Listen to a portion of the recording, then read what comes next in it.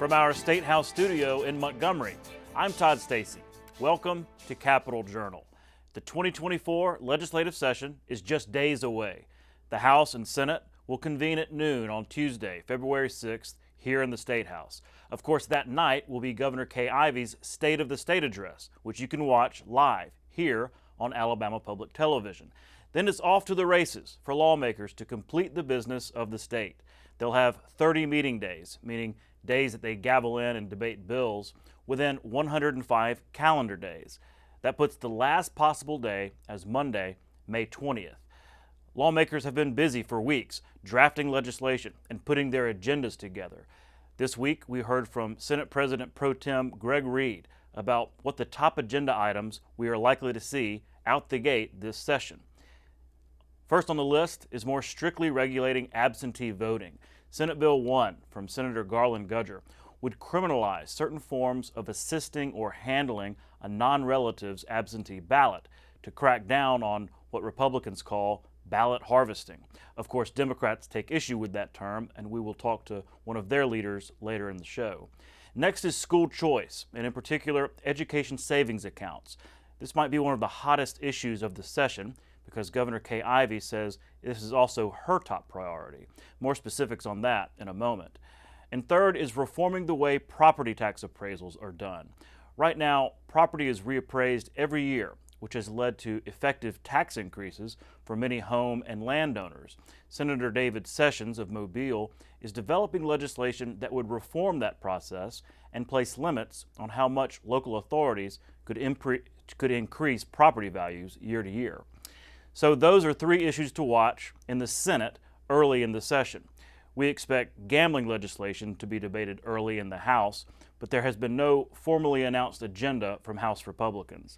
We'll get to the Democrats' agenda in a moment, but I wanted to first hone in on the school choice issue. Education savings accounts, sometimes known as vouchers, allow parents to take a portion of taxpayer funds to use towards sending their child to a school of their choice, be that a private school or a homeschool. But there are important details. One issue is accountability standards. Some lawmakers want to ensure that any school receiving these taxpayer funds are legitimate, accredited schools that live up to the same standards as traditional public schools or public charter schools. Another issue is a budget cap. Some want to limit just how much Education Trust Fund revenue can be directed to ESAs each year, while others want no caps for universal school choice.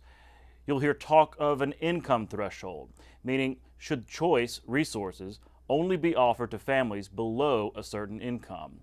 And a big one is testing. Some are insisting that any school receiving state dollars be brought into the state's rigorous testing system that measures student progress. But that's a deal breaker for some conservatives who do not want state testing at private schools. The governor is expected to come with her own ESA legislation, which we will learn the details about in her State of the State address on Tuesday. State Superintendent Eric Mackey said he's not involved in the drafting of her bill, but has been in touch with the governor's office about the issue. He said he'd like to see the bill contain a budget cap, accountability standards, and a testing requirement. I sat down with him for our Spotlight on Education show on Thursday. We have a lot of school choice options out there. What would this new one look like? And you mentioned the term education savings account. So one of the things that we would want to make sure is that, one, there's a cap. So we don't want to do something and be detrimental to the most vulnerable students in the state. So I've encouraged a cap, and I think we'll see a cap so that it's not just unlimited. We saw this last year. Arizona did a bill that did not have a cap. Now their legislature's back trying to fill a huge hole over $500 million. Meaning if it's $100 million or $200 million, that's all that can be spent. That's all that can be spent. So you budget for it. I mean, we budget for everything else. If you pass an open-ended, uncapped voucher and just say everybody gets what they want, and then you run out of money, then the legislature's on the hook to come back into session and raise taxes to pay for additional vouchers. I don't think that's something the Alabama legislature wants to do, so I think there has to be a cap, has to be a reasonable cap. And we say, you know, this is when the money's gone, the money's gone, as we do in every other program in state government, so you can budget. The primary responsibility each legislative session is to enact the budgets. The Education Trust Fund, which pays for the range of education services from pre-K to higher ed, and the General Fund, which pays for non-education state agencies. This week, we got the latest updates on revenue numbers that budget writers look to in determining how funding levels will be for the next fiscal year. Let's look first at the Education Trust Fund. The last few years have seen record high budgets, with the current fiscal year's ETF at $8.8 billion. That's not counting the $2.3 billion in supplemental education spending the legislature passed last year due to surplus revenue. For the first 4 months of this fiscal year, revenue is down just 0.69%, or about $21.4 million. But state lawmakers who write the budgets won't need revenue growth to cover that dip because of carryover from the last fiscal year. In fact, because of revenue surpluses from 2023, they are expected to have some $600 million to put toward supplemental spending this year. And about that slight dip in revenue, it pretty much all came from a decline in sales taxes, which makes sense because the legislature last year passed a 1-cent cut to the state sales tax on groceries. Now to the general fund. The current fiscal year's budget is also a record at $3 billion, not counting the $180 million in supplemental spending. Through January, revenue is up 7.4% over what was expected. Most of that is coming from earnings off the interest on state deposits due to the current high interest rates. That's an $80 million growth in just 4 months.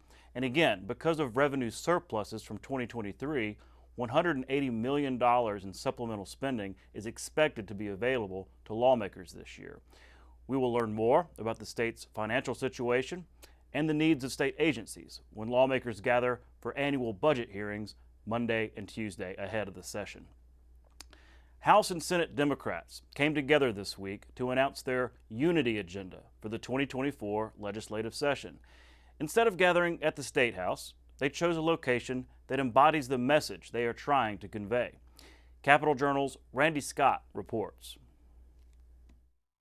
Dexter King Memorial Baptist Church is hosting a town hall meeting featuring citizens and members of the Alabama House Democratic Caucus. Why? Lawmakers want to hear from the people about those issues they want handled during the upcoming regular session, and they're basing their agenda on those suggestions. We wanted to release our platform because our platform, all of the issues that we'll be dealing with is about restoration of some of those rights and privileges that have been taken away, and to enhance our platform because it's truly a big tent platform for all people, from health care to youth violence to mental illness, not to mention the big one, education. Let's focus on the flexibility and the priorities that exist within our public schools instead of focusing on creating a new system where there's a lot of uncertainty. And so for me, our caucus, we're adamantly opposed to school choice. We have a choice already. House Minority Leader Anthony Daniels says it's important to address education for the future of the state. We have charter schools, you have the AAA program, and you also have public schools. And so there's already choice. Families already have choices. And if you can afford it, you can pay for your children to go to a private school. No one is taking away that choice. But to be able to use public dollars for private use is just not something that we're willing to do as a caucus in the state of Alabama.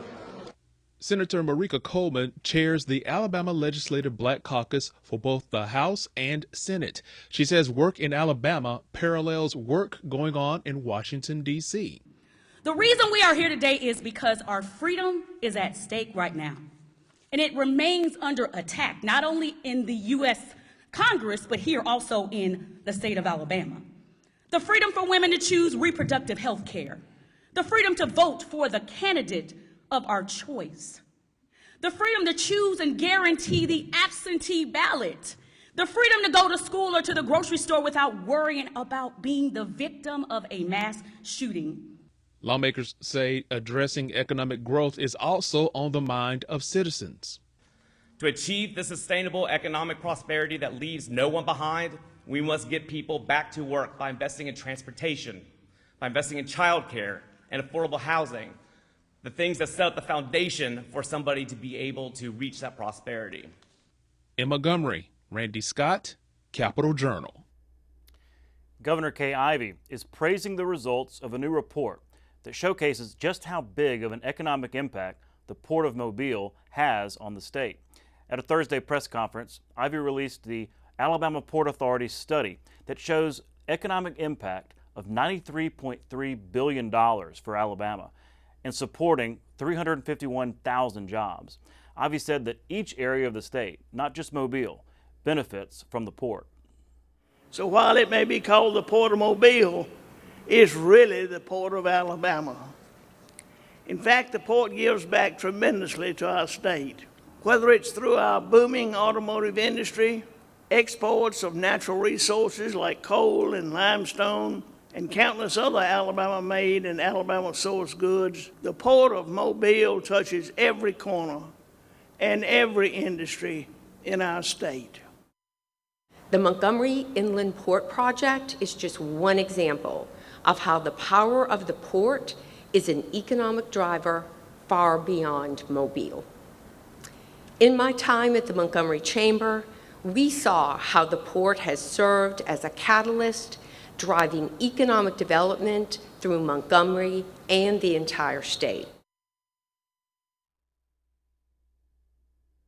At the State House this week, more organizations made pitches to receive funding from the $250 million opioid settlement reached by Attorney General Steve Marshall. The commission overseeing those funds heard about the dangers of opioid addiction and especially its impact on Alabama's veteran community. I am very proud to be a dentist, and I am very proud to be a physician. But sadly, I have to tell you that my professions contributed significantly to this problem. Not intentionally, but out of ignorance. And we remain ignorant in the science that tells us how to treat and how to approach chronic pain and addiction. Our treatment for veterans with chronic pain and mental health issues too often was handing them a bottle of pills and saying, here's your solution. And as a result, we've gotten a lot of veterans hooked on opioids as a result of that. Remove barriers to care, deliver quality integrated health services, and build a better community. And our vision is to promote a thriving community for treatment, veterans, first responders, and their families. And we also strive to build relationships and recognize the uniqueness of every individual that walks through that door. They all come to us in different situations, so they don't get treated the same. When we come back, I'll sit down with the newest member of the Senate, State Senator Wes Kitchens, to talk more about that Republican agenda. Then I'll be joined by State Representative Kenyatte Hassell to go deeper on the absentee voting bills he and his fellow Democrats are proposing. And later in the show, an interesting conversation on the subject of health care. Jane Addams of the American Cancer Society discusses the prospects of Medicaid expansion, or something close to it, but with a personal story from someone who has lived through a coverage gap crisis. So you'll want to stick around for that. We'll be right back. You can watch past episodes of Capital Journal online anytime at Alabama Public Television's website, aptv.org. Click on the Online Video tab on the main page. You can also connect with Capital Journal and link to past episodes on Capital Journal's Facebook page. Welcome back to Capital Journal. Joining me next is State Senator Wes Kitchens, the newest member of the Alabama Senate. Senator, welcome to Capital Journal. Well, thank you for having me. It's always enjoyable to be down here and appreciate the invitation. Well, we had to have you on. You're the newest member of the State Senate, just won a special election. Obviously, you've been in the House for a couple of terms previous to that. So congratulations on that. And I wanted to, it's been a few years since you've been on the show, so I wanted you to remind viewers of your background and what got you into the legislature. Well, I was elected in 2018 to the House of Representatives, and prior to that, I'd been a basketball coach. I come from a family of educators and farmers, and my dad still coaches the high school girls team there at ARAB. They've got the area tournament coming up, so they made it to the Final Four last year, so basketball has always been in my blood. And then I got out of coaching, was the president of the Chamber of Commerce, working with businesses, working with community development and economic development, and had the opportunity when Will Ainsworth decided he was running for lieutenant governor. It provided me the opportunity to run for the House in 2018, was elected in 2018, and then re-elected to my second term. And then, of course, jumped right here into the Senate race when Senator Schofield ended up stepping down for a new job. Right. All that kind of happened very quickly. Senator Schofield kind of surprised a lot of us when made the decision to go to the Business Council of Alabama. So there's a seat open, and obviously was competitive. I want to get to the election, but talk about the district itself. Senate District 9 is unique. A lot of rural, but also getting into that Madison County, Redstone area. Talk about the district and its footprint. It is. I think it's probably one of the most unique districts anywhere in the state. It goes from northern Blount County, has all of northern Blount County, all of Marshall County, and then southern Madison County. So, you have some very rural areas in that district, even in Marshall County, and even some of the Madison County areas. But it surprises a lot of people. All of Redstone Arsenal lies solely in Senate District 9. So the Space and Rocket Center, Redstone Arsenal, a lot of jobs, and that was one of the things that made this so attractive, because 60% of the workforce in our area commutes back and forth, and they have jobs maybe not necessarily on the Arsenal, but directly tied to the government contracts. So it really makes things closely connected. The area is very closely connected from shopping and schools and everything, but it's unique at the same time, because you have some large government contracts. You have, of course, everything that Redstone Arsenal and Marshall Space Flight Center produces, and then a lot of those industries that are located, some of their suppliers that are located right there in Marshall and Blount counties as well. So it's unique, but a very exciting opportunity. Mm-hmm. A growing district too. I mean, not just Madison. We all know about Madison County, but Guntersville, Arab. I mean, Marshall County is really growing too. It is. There's not a lot of places to live in Madison County. It's growing so fast. The housing market is just outrageous. If you find a home that's for sale, you better jump on it quickly. But that's carrying over into Guntersville and Arab and all the areas that surround that. Many people are finding that they love living on the lake, and especially post-COVID, we've had a lot of people that have moved in from other states that started working remotely. Well, you could live in a big city and work remote, or you could have the lake view and the mountains right in your backyard. I know which one I would pick every time. That sounds pretty good. Well, I'm curious, maybe our viewers might be too. You were in the House. You were actually a member of the leadership, right? You had some seniority. So why run for the Senate? What is the difference between the House and Senate that made it so attractive for you to run? Well, I'll be honest with you. That was a big question, and I struggled with it when I first heard that Senator Schofield was going to be stepping down. One's the opportunity. A Senate seat does not come open very often.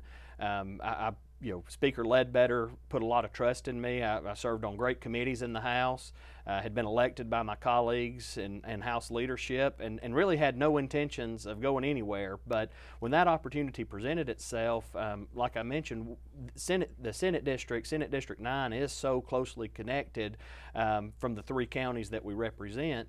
And the south end of Marshall County, that's where my dad grew up, where my grandparents still live in Boaz. That's not in my House district. So this provided me an opportunity, one, to represent my grandparents and to represent my family on that end of the county, but to also be a voice for everyone, for our people that commute back and forth to work, and to help bring the entire area together. And so that made it very attractive from that standpoint, from our relationships with all these three counties together. Mm-hmm. So what's it been like just these first couple of weeks, getting sworn in? I'm sure you've heard from a lot of your new colleagues upstairs in the upper chamber. What's it been like since then? It's been unique. It's been very fast-paced. We had to get a lot of clarification as to, with the special election, things change a little bit. Things are a little different than a regular election. Because there was no Democrat running, so there was no general election, right? That's right. Okay. Yeah, so they had to certify the election results. Of course, many people are familiar with the ice that we had up in North Alabama, so that delayed the certification process by a few days. So there were a lot of road bumps along the way post-election on when are we actually going to be sworn in. And we got the official notification and was sworn in the week following the election, or excuse me, 2 weeks following, 2 weeks to the day following the election was when I was able to take the oath of office, so I can officially start this session as a senator. But the old saying, like drinking water out of a fire hose, I think that describes this very well. Session starts right around the corner, and here we are. We really had to hit the ground running and get everything lined up to get ready for session. Right. Yeah, at least the election's finished before session. I look at these congressional elections, they're going to be running while serving in the legislature. I don't know how they're going to do that. Well, good. Let's talk about the session. What you're going to be a part of the Republican caucus. It's time for agendas to be released and things like that. What issues should we expect Republicans to really harp on as we get started in the session? Well, I think a few things that we've talked about a lot. Throughout my campaign, a lot of the things that I heard, everybody had a similar view, and it really didn't matter whether you were Republican or Democrat. What people want in the state of Alabama, they want to live in the best place possible, the safest place. They want to have the best schools as possible. So to make this the best place it can be to live, work, to raise your family, and then of course in North Alabama also to play, because we have all the recreational aspects. So a lot of those things tie in together with election integrity, making sure that that's going to be one bill that I think is going to come very quickly when it comes to ballot harvesting, making sure that we have some of the strongest election laws in the entire country, and that we support that the citizens of Alabama, we want to be that shining star around the country where people can look to us and make sure that they know that our elections are secure, they're safe, and really be a model that other states can follow. Mm-hmm. We hear a lot about school choice. It's kind of this buzz term, this year. Governor's talking about bringing legislation. They're talking about bringing that Price Act bill back. When you talk to your colleagues, what are you interested in terms of what would be acceptable or something you could live with a school choice bill?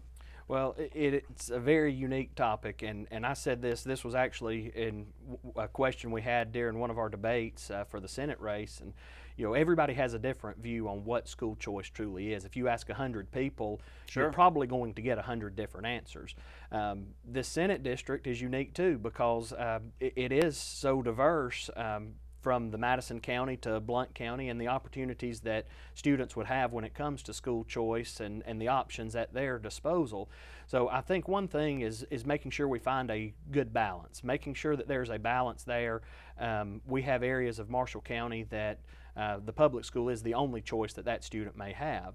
So we need to make sure that we don't hurt that area, but at the same time, the other areas, Madison County, the students that do participate in that, how can we find that good balance where we protect our public schools while also supporting the students that decide to go on to the private schools or homeschooled as well? Mm-hmm.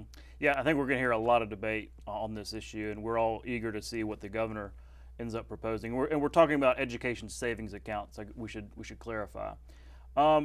There's also talk. I know you have sponsored legislation in the past on this property tax issue. We have annual property tax appraisals, and that can lead to some pretty drastic property tax increases. We have relatively low property tax rates, but when your property value goes up year after year, it's really frustrating to a lot of property owners. Talk about that issue, and do you think we'll see legislation introduced this session?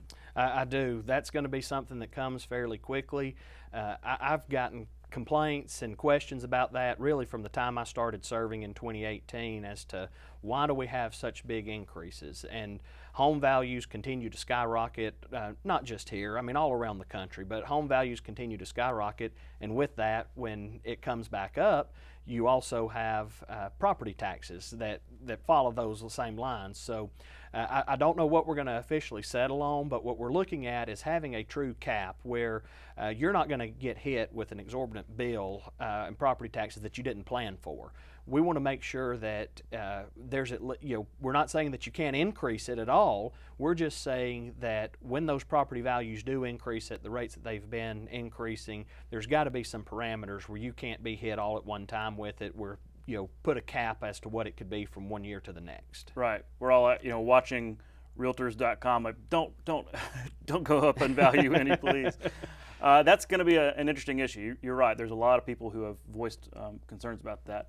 Let me ask you about gambling. That's going to be we expect that to be a big issue, but it probably will start in the House. What are you looking for in terms of, because we've been through this debate before, what are you looking for in terms of the different factors involved in the gambling debate?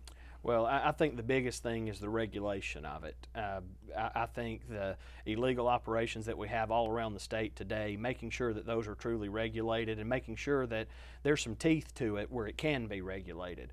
I think that's probably going to be first and foremost. I have not seen a bill yet. I know that the House has been working on this. I know it is going to start in the House, so I'm anxious to see what the final version does come out of that. And if they have the votes to pass it, then we'll definitely be looking at it up in the Senate and be making a decision from there when we actually see where all the ins and outs go. Sure. One of many issues that we're going to be following as session starts in just a couple of days. That's right. Congratulations again. We look forward to working with you, and thanks for coming on Capitol Journal. Well, thank you so much for having me. I really do appreciate it and appreciate all y'all do for the citizens of Alabama. We'll be right back. You're watching Alabama Public Television.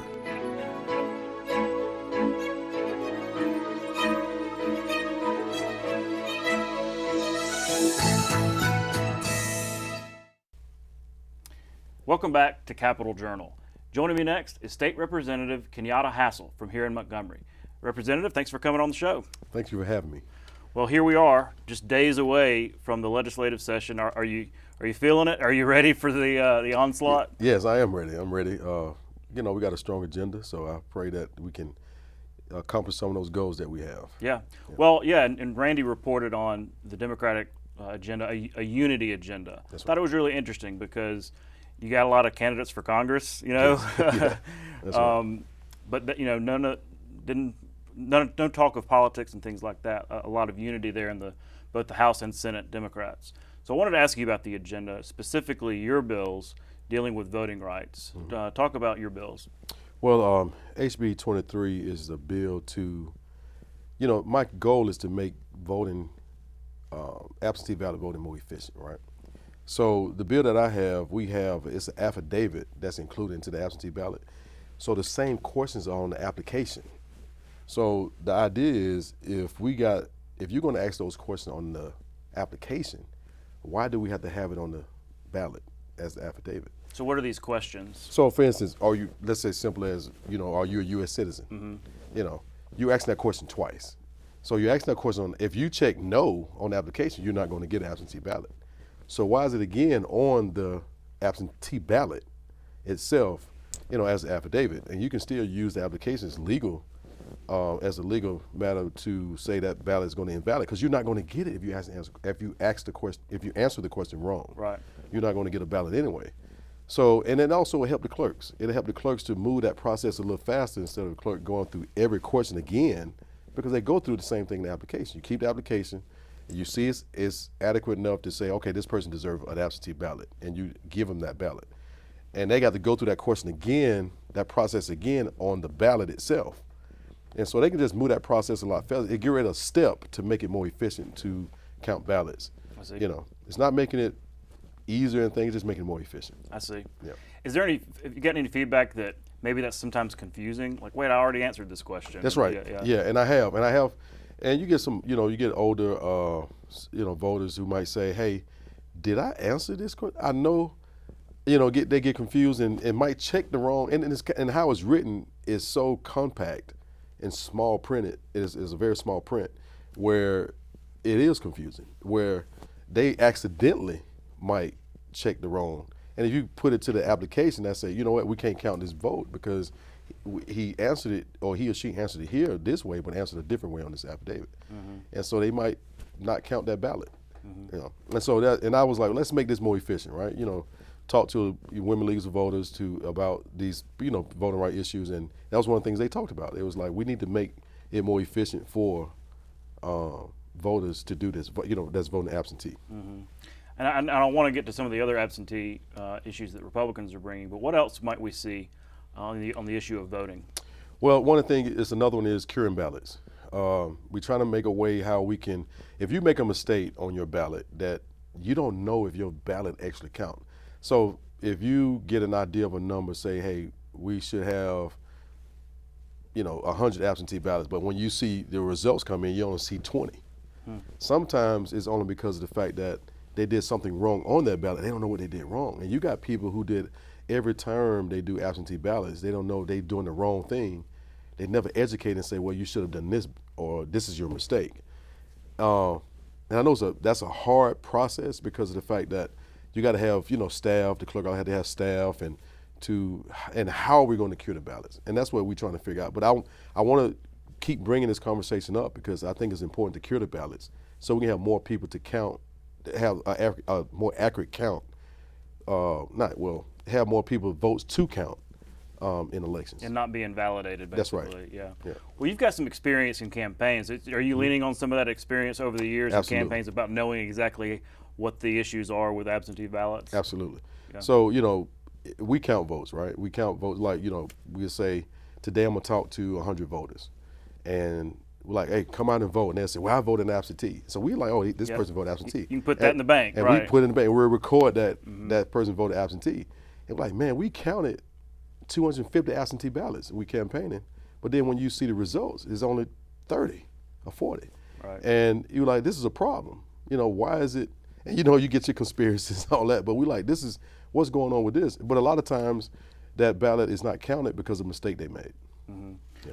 Well, have you heard anything from either the Secretary of State or other Republicans about this proposal? I mean, is there any? Do you think they would be open to these two proposals?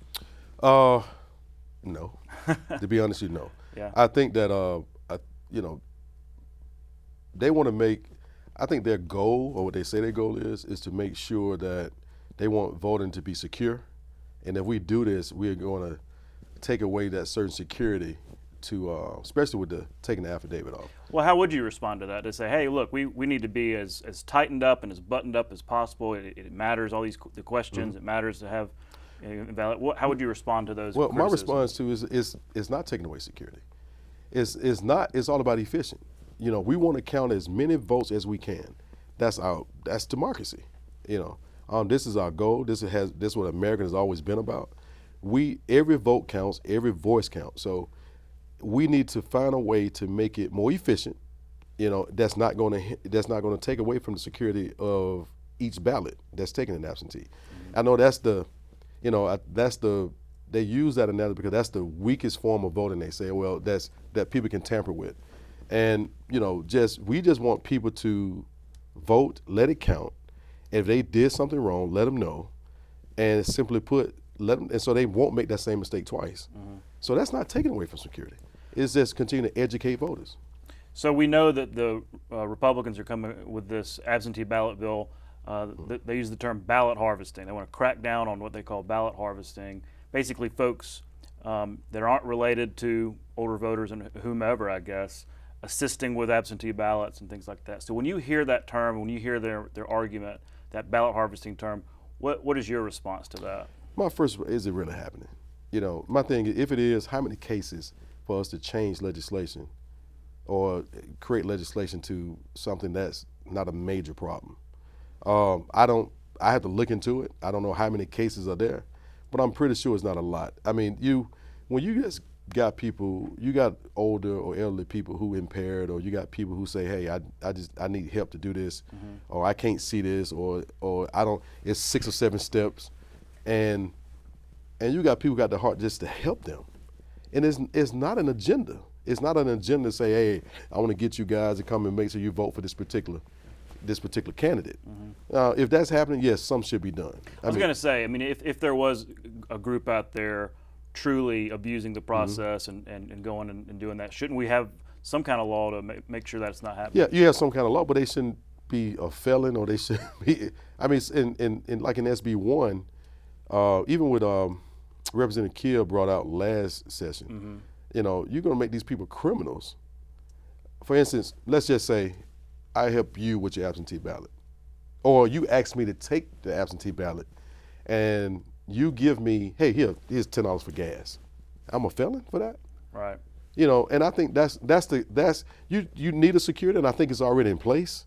But I think that, but just making people criminals for happening on the absentee ballot. I mean, You can have people with an agenda to say, hey, I know this person helping this person with no agenda, but be accused to be a criminal because of you got opposition who's saying it can be a total mistake, but yet they can be prosecuted for not having the wrong intent. You feel me? Mm-hmm. So if you got somebody intentionally doing this, yes, you should have something. Well, don't make them criminal. I mean, a fine, you know, some type of fine or something like that, but not making these people criminals about that. Well, with it starting in the Senate, I think they're going to start off that because, you know, last year it passed the House after a lot of debate. It was probably the hottest and longest debate. Yeah.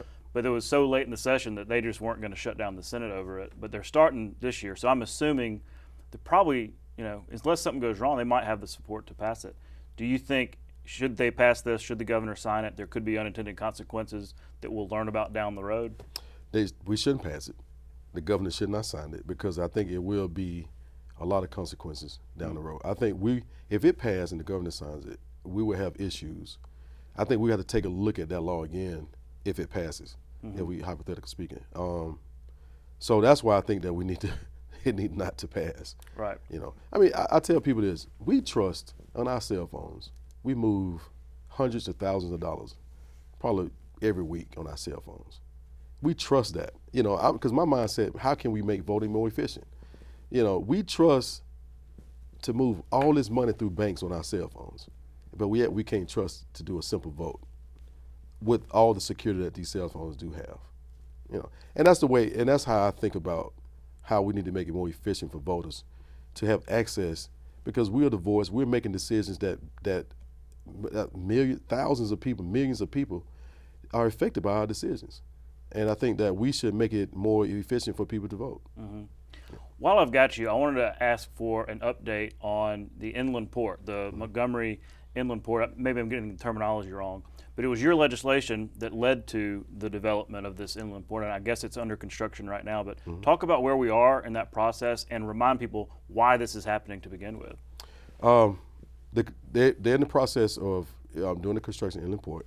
I'm excited about it because Montgomery has announced certain companies that's coming to Montgomery because of, you know, one of the foundations of that is it's a formula to have that inland port. Really? Yes. So for an example, if we got cargo that's down in Mobile in our port, down the Alabama Port Authority, and to get it faster off the ships, to move that product to the port, to get it to an inland port, and if you got a company like Amazon or a beverage company that's coming, they can move that product a lot faster through train, rail yard, and you know, and the vision of Montgomery also to expand our airport, where also we can start carrying cargo planes to move some of these products a lot faster. So, which is a very huge economic impact in the state of Alabama, not just Montgomery, but the whole state of Alabama, and which also can impact even the region. And with the inland port that's coming to Montgomery, like I say, I'm excited about it. It's gonna be a huge impact for the state. Yeah, it was really interesting to see that press conference talking about the port. And as the Port of Mobile grows, so will this. You know, it's just really interesting to see that growth happen and how it doesn't just impact Mobile, but the whole state. That's and right. Obviously, Montgomery's taking advantage. So, yes. Well, look, we're out of time, but thanks for coming on. Look forward to seeing you around the State House as the session goes forward. And thanks again. Thank you. We'll be right back. You can watch past episodes of Capitol Journal online anytime at Alabama Public Television's website, aptv.org. Welcome back to Capitol Journal. More than 200,000 Alabamians are currently uninsured. And as the legislative session approaches, policy discussions are underway about how best to close that health care coverage gap. Joining me next to talk about it is Jane Addams from the American Cancer Society and someone who's lived that coverage gap experience, Jesse Odland. Thank you very much for coming on the show. Thanks for having us. Thank you. Well, Jane, I'll start with you. We're talking about this coverage gap.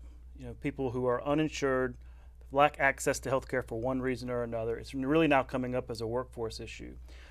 You've obviously been advocating for Medicaid expansion and covering that, closing that coverage gap. But you enlightened us about a very personal story that y'all have become, you know, your friend here has lived that experience. So tell me about that and how it connected. Yeah, so this is my friend Jesse. And I met Jesse a couple years ago at the pharmacy in Huntsville. We were both going to do what most Alabamians do when they feel sick, get a prescription filled. And Jesse and I struck up a conversation in the line and ended up becoming friends and talking about health insurance. And that's when I realized that, Jesse was in the health coverage gap, that he was, working but made too much money from Medicaid, but not enough to get private health insurance, and was really struggling with, his healthcare access. And so we became friends. Mm-hmm. Well, Jesse, talk about that. Talk about the experience of, not having that access to health care and just what that means, especially when you get sick and need, prescription, things like that, need a doctor.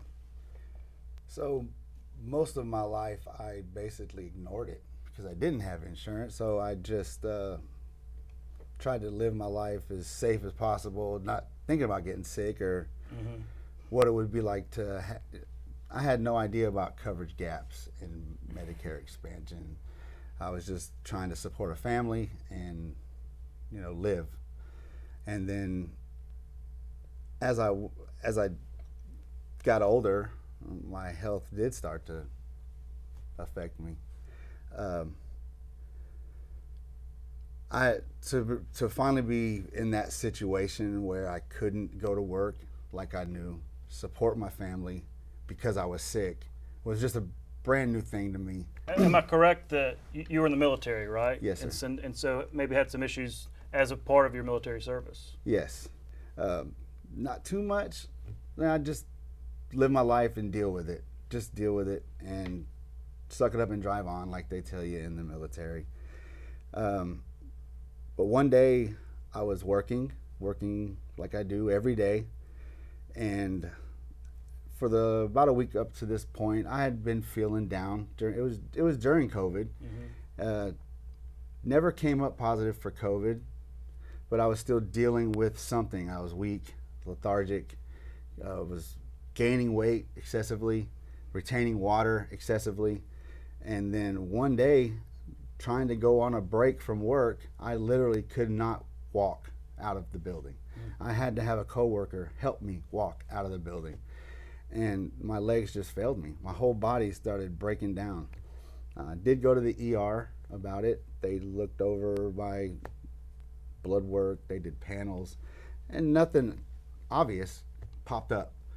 But they start talking about doing more tests and giving me medicine. Now they're talking about money. All that costs money, right? I don't have. Yeah.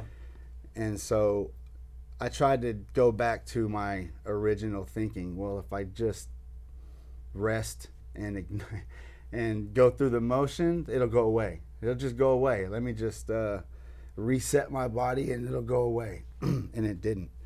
And I lost my job. It was one of the best jobs I'd ever had in the kitchen. And it just came to this realization that I had been living my life in these jobs that don't offer any kind of health care that's affordable at all.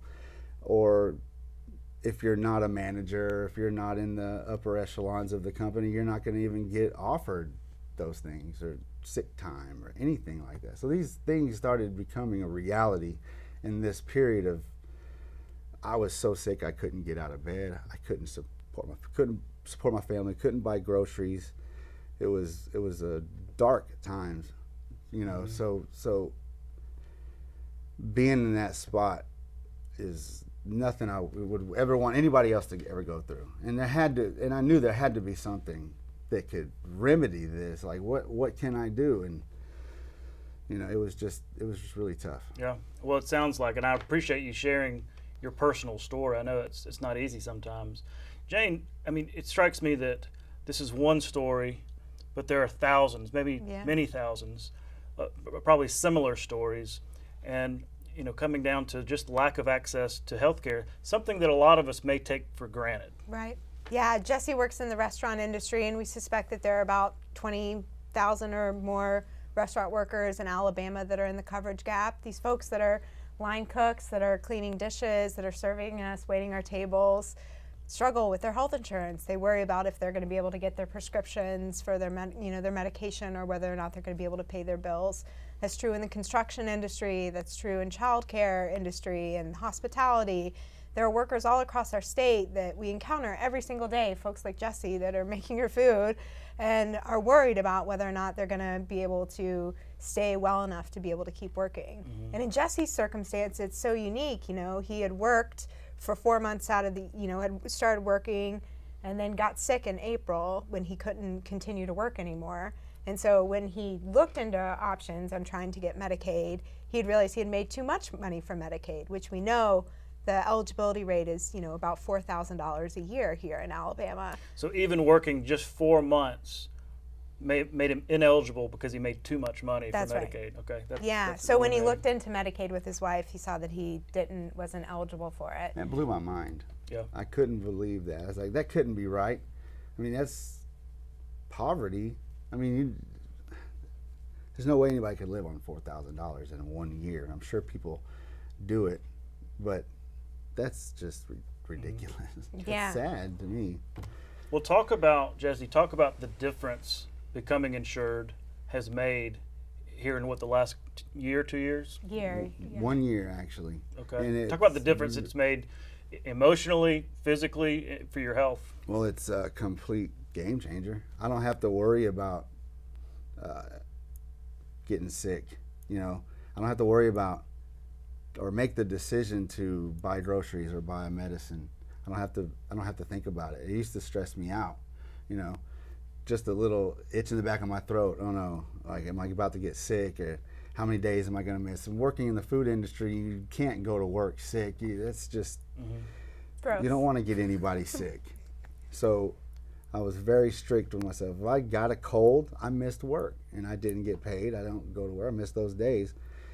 Where if I could have done preventive measures, had insurance to go to a doctor and stay up on my checks, and it could have completely changed everything. And so there's more peace of mind now? Most definitely. Yeah. Most definitely. And financial freedom too. And especially as a family man, as a father and a husband. Yeah. I know the prescriptions that I take without insurance, over $400 easy, just for one of the prescriptions. And that's, I mean, from now to finally have, get back on my feet, go back to work and make enough to be in that, to actually get insurance through the marketplace. Well, so this is a really important policy issue. And all too often we talk about the policy without maybe the personal side. So I really appreciate this story.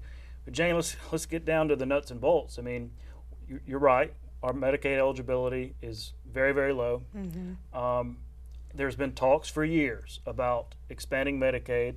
Alabama is one of, I think, 10 states that has chosen not to expand under the Affordable Care Act. There seems to be some conversation about that now. Maybe not in Medicaid expansion necessarily, but maybe a public-private partnership kind of thing, just to close that coverage gap. In fact, it's being talked about more often in these days about a workforce issue, right? Because we've got this workforce participation rate that's so low, and maybe if we had more people insured and on their feet, able to work, then that would. So talk to me about the latest in the conversation about closing that coverage gap policy-wise.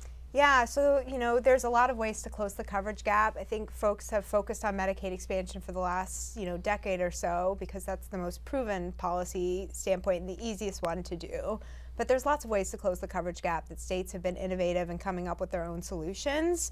I'm very interested in the conversations that are happening around possibly a public-private partnership.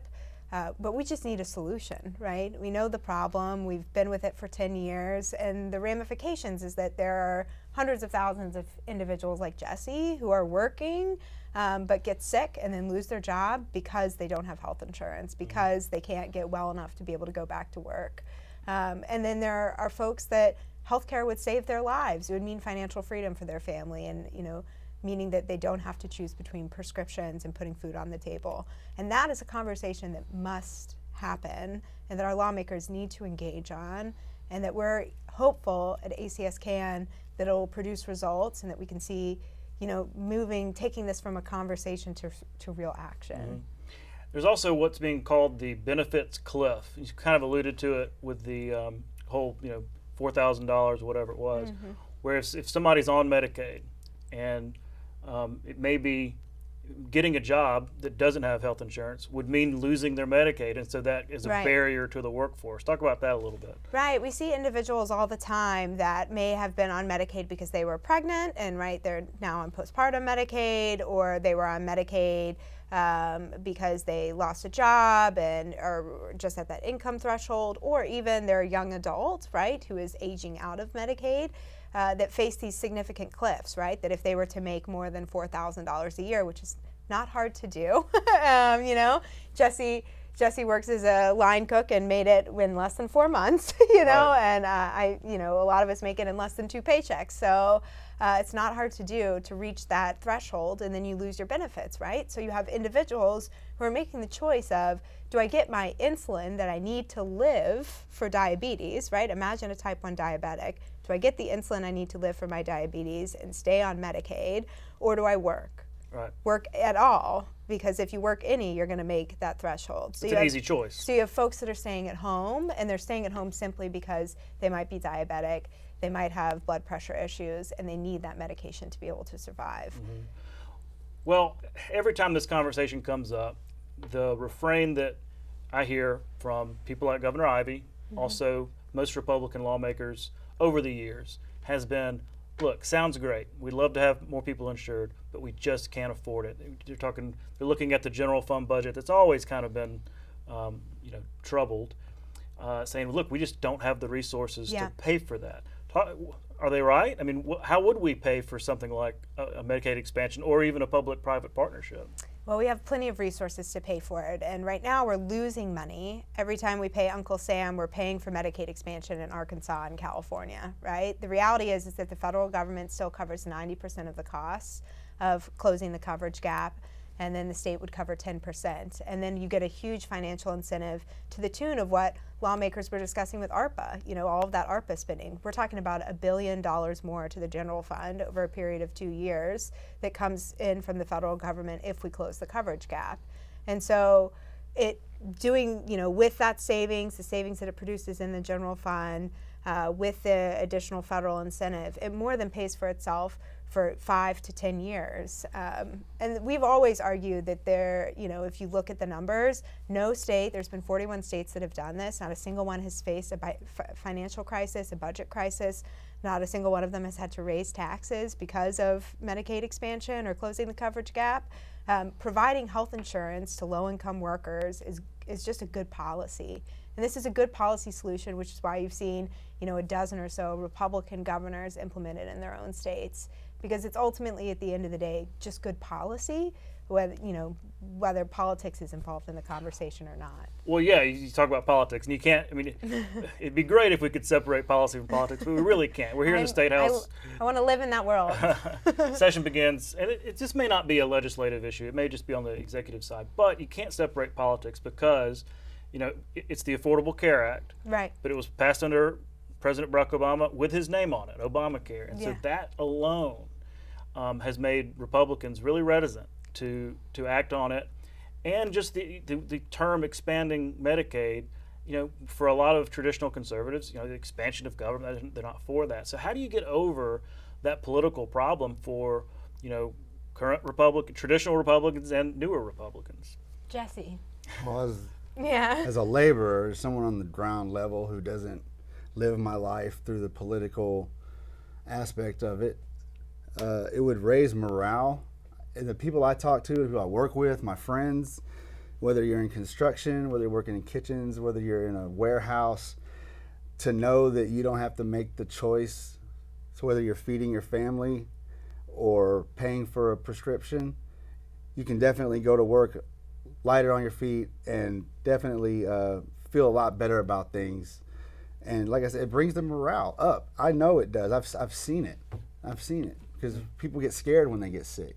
Because when they get sick, that means they're going to lose money from not working, and now even more money is going to be coming after them for prescriptions and tests, lab work.